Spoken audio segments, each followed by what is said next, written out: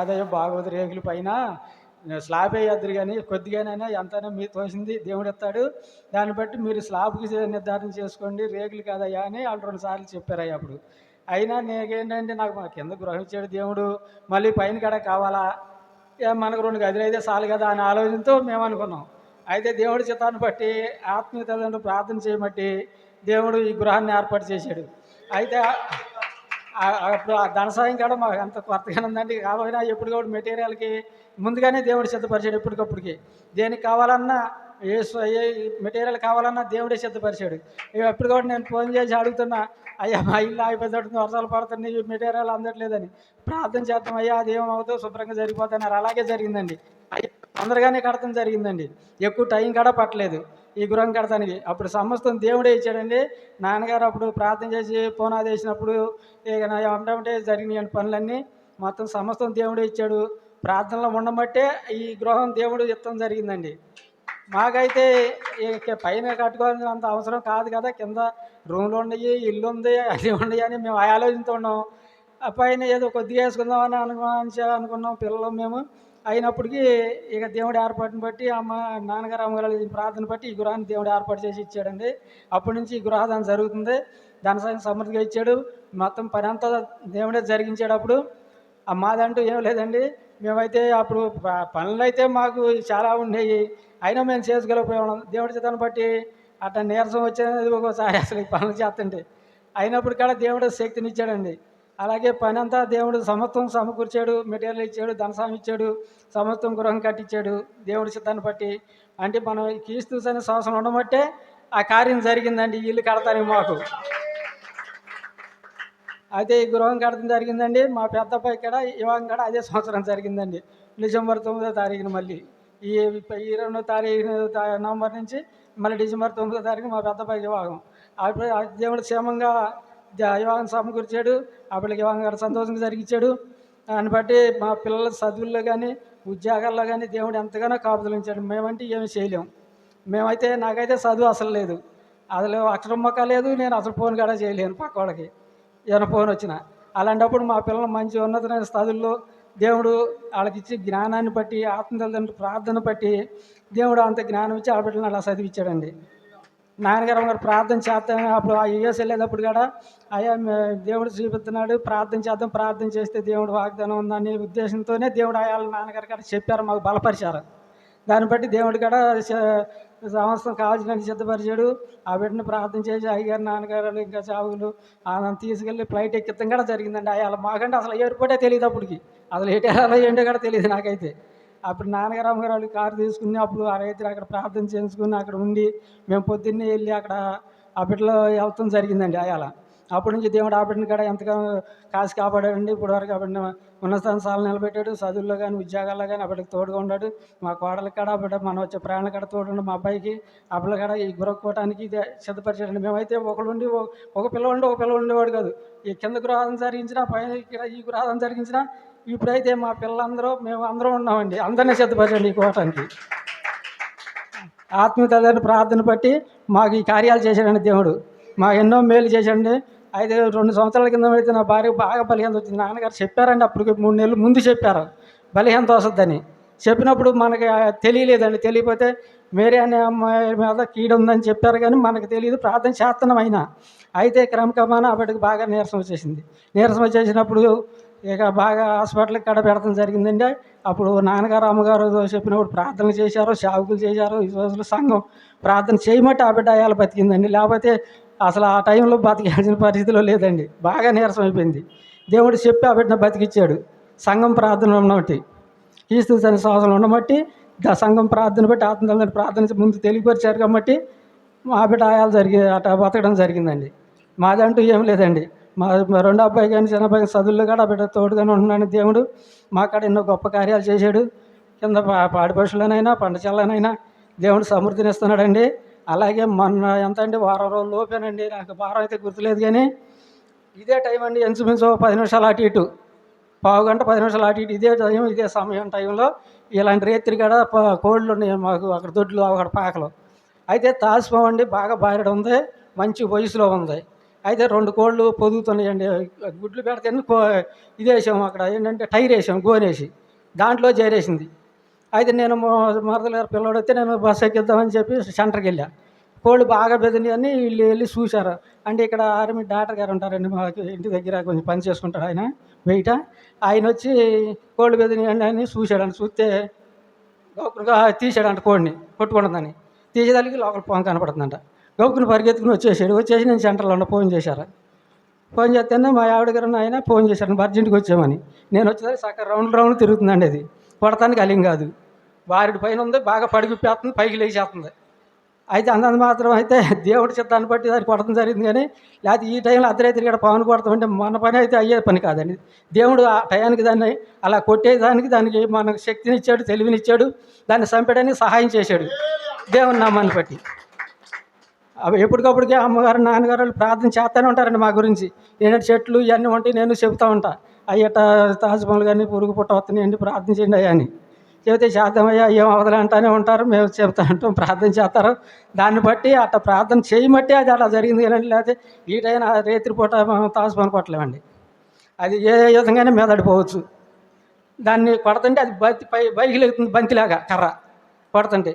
అది పడికిపోయి అర్ధగజం పైన లేచి పైన అర్ధగజం ఎత్తురు టైర్లో నుంచి అయినప్పుడు దడవకుండా నాకు ధైర్యం ఇచ్చాడు దేవుడు. అయాల దాన్ని కొడతానికి జరిగిందండి. దేవుడు ఆ గొప్ప కార్యం చేశాడు మా పట్ల. అట్టగే మా పట్ల ఎన్నో మంచి కార్యాలు చేస్తున్నాడండి. మా పిల్లల చదువుల్లో కానీ ఉద్యోగాల్లో తోడుగుండండి. మా కుటుంబానికి ఎంతగానో కాపుదలు ఇచ్చాడు. ఈ గృహాన్ని దేవుడే ఇచ్చాడండి సమస్తం. పంట చాలను కూడా ఆశ్రయించాడు.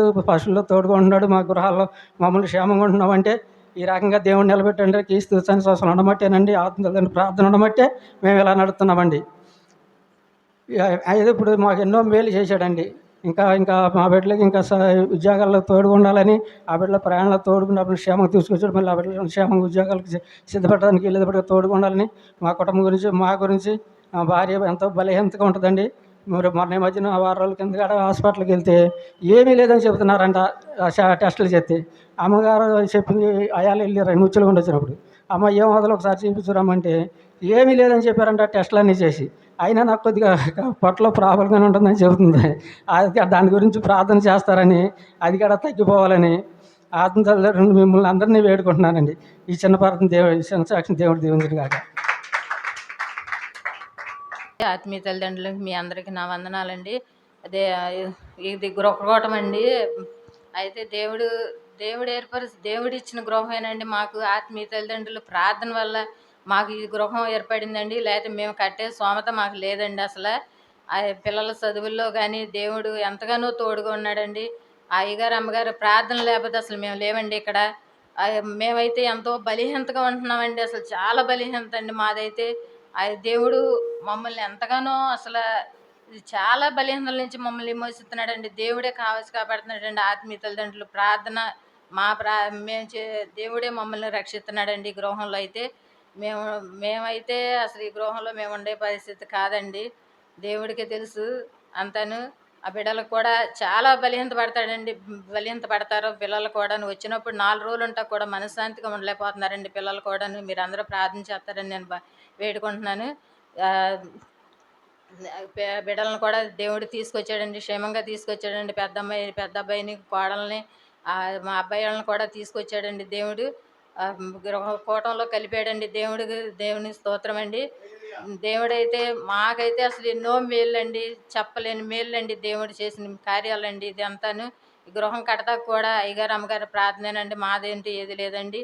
ఈ గృహం కట్టాంగానండి అసలు మేమైతే ఉండమండి. పిల్లలు వచ్చినప్పుడే ఉంటారా, తలుపులు వేసే ఉంటాయండి, పైన కిందే ఉంటాం మేము. దేవుడే కాపుదలిచ్చి అంతా పని చేసుకుంటా కూడా శక్తి దేవుడే ఇస్తున్నాడండి నాకైతే. నేనైతే చేయలేని పరిస్థితి అండి అది. దేవుడే నన్ను కాపుదలిచ్చి నాకు ఇస్తున్నాడండి. దేవుని స్తోత్రం అండి. అయ్యగారు అమ్మగారు ప్రార్థన సంఘ ప్రార్థనేనండి మాది ఇదంతాను. మేమైతే ఏమీ చేయలేమండి. మేము అసలు పద్దాక చెబుతున్నామని మీరు అనుకోవద్దండి. మేమైతే ఏం చేయలేని పరిస్థితి అండి. గృహంలో కూడా ఎన్నో చీకట్లు కనపడుతున్నాయండి. చీకట్లు కూడా దేవుడే అయ్యగారికి అమ్మగారికి మేము చెప్పుకుంటున్నామండి. వచ్చినప్పుడు అమ్మగారు అయ్యగారు కూడా మేము ప్రార్థన చేస్తున్నామమ్మా, మీరు బలింత పడబాకండి అని మాకు ధైర్యం చెప్పి, ఒక తల్లిలాగా తండ్రిలాగా అయ్యగారు అమ్మగారు మాకు ఎంతో ధైర్యం ఇచ్చి వాళ్ళు మాకు ఎంతో ఓర్పుతో మాకు నిలబెట్టి మమ్మల్ని నిలబెడుతున్నారండి. దేవుడి స్తోత్రం అండి. దేవుడైతే మాకు ఎంతో గొప్ప కార్యం చేశారు. ఆ బిడ్డల ప్రయాణంలో కూడా తోడుగా ఉన్నాడండి. ఆ చదువుల్లో తోడుగా ఉన్నాడు. వ్యవసాయంలో కూడా తోడుగా ఉన్నాడండి. పాడి పశువుల్లో కూడా తోడుగా ఉన్నాడండి. పిల్లల చదువుల్లో తోడుగా ఉన్నాడండి. కిరణ్ కుమార్‌కి జాబ్ రావాలని ఆ బిడ్డ గురించి ప్రార్థన చేయండండి. ఆ బిడ్డ కూడా వివాహం జరగాలని ప్రార్థన చేయండండి. దేవుడు దేవుడిచ్చిన ప్రేమను బట్టి నేను బతిమాలుకుంటున్నానండి. అయితే మమ్మల్నయితే దేవుడే బతికిచ్చాడండి. మేము ఇప్పటి వరకు మేమందరం కూడా సజీవ సంఖ్యలో ఉన్నామంటే దేవుడేనండి మమ్మల్ని ఏది ఏదైనా కానీ మా ఆత్మీయ తల్లిదండ్రుల ప్రార్థన, సంఘ ప్రార్థన దేవుడు మమ్మల్ని కాసి కాపాడుతున్నాడండి. అయితే ఈ పిల్లలు ఈ కూటంలో దేవుడే కలిపాడండి పిల్లలందరిని. అసలు ఇప్పుడు కూటమి పెట్టుకున్నా కానీ మేమిద్దరం ఉంటాం, లేతే 2 అబ్బాయి ఉంటాము. మేము ముగ్గురమే ఉంటున్నామండి కూటంలో. పిల్లలందరినీ కలిపాడండి. దేవుడు క్షేమంగా తీసుకొచ్చాడండి. దేవునికి స్తోత్రం అండి. దేవుడైతే అసలు మాకు గృహం చేసిన అప్పులు చేసిన అప్పు కూడా తీరలేదండి. ఆ దేవుడే తీరుతాడని మేము అనుకుంటున్నామండి. బిడ్డలు కూడా మంచి ఉన్నతమైన స్థానంలో ఇచ్చాడండి. ఆ చదువులు కూడా మేము చదివిచ్చే చదువులు కాదండి అయ్యి. దేవుడు చదివిచ్చిన చదువులేనండి.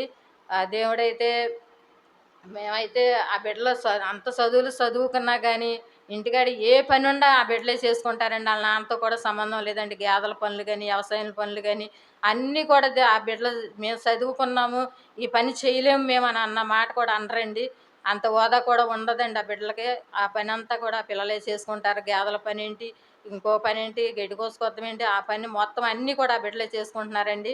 దేవుని స్తోత్రం. ఆ బిడ్డలకి తోడుగా ఉండాలని, ఇంకా మంచి స్థానంలో ఉండాలని, ఆ బిడ్డలకి కిరణ్ కుమార్‌కి జాబ్ రావాలని, ఆ బిడ్డలకి నా నా కోడలికి సంతానం కావాలని మీరందరూ ప్రార్థన చేయండండి. దేవుడు నన్ను ముట్టి స్వస్థపరిచాడండి దేవుడు. దేవునికి స్తోత్రం అండి. మీ అందరికీ నా వందనాలు. నా సాక్ష్యం దీవించండి.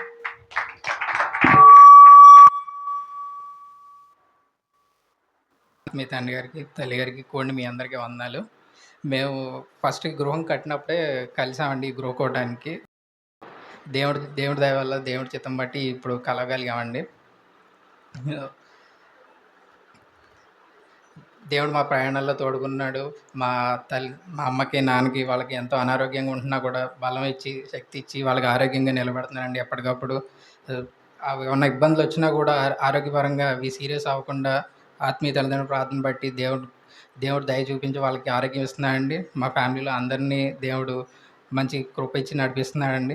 అలాగే మాకు తోడుగా ఉండాలని ఈ సంఘం ప్రార్థన బట్టి, ఆత్మీయ తల్లిదండ్రుల ప్రార్థన బట్టి కూడా మేము ఇలా ముందుకు నడుచుకుంటూ వెళ్ళాలని వేడుకుంటున్నానండి. మీ అందరికీ వందనాలు. అందరికీ వందనాలండి. ఈ అవకాశం ఇచ్చిన పాస్టర్ గారికి, పాస్టరమ్మ గారికి, దేవాది దేవుడికి నా వందనాలు.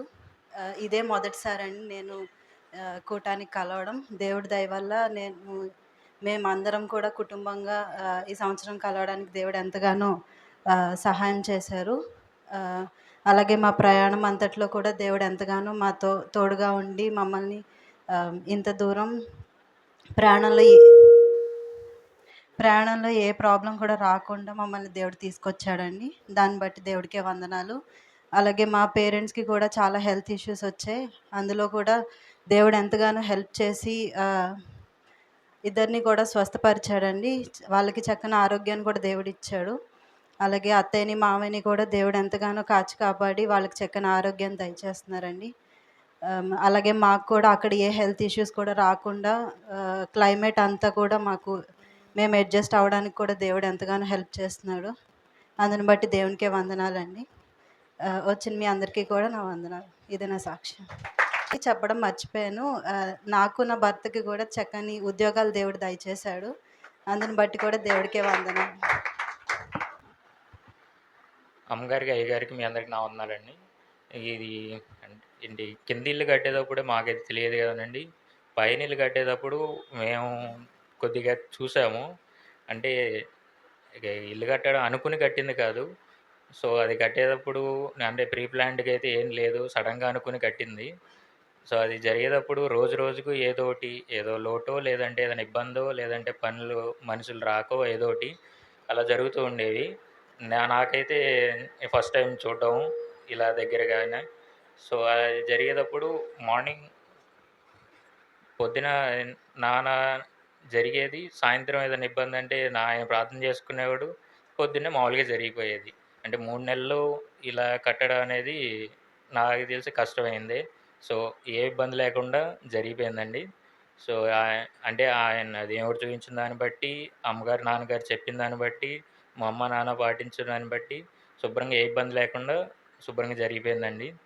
సో, అలాగే అమ్మా, నాన్నలాగే మేము గూడా ఇందులోనే ఏ ఇబ్బంది లేకుండా, ఎటు అడుగు లేకుండా శుభ్రంగా ఉండాలని కోరుకుంటూ, అందుకొరకు మీరు ప్రార్థన చేస్తారని కోరుకుంటూ, మీ అందరికి నా వందనాలు.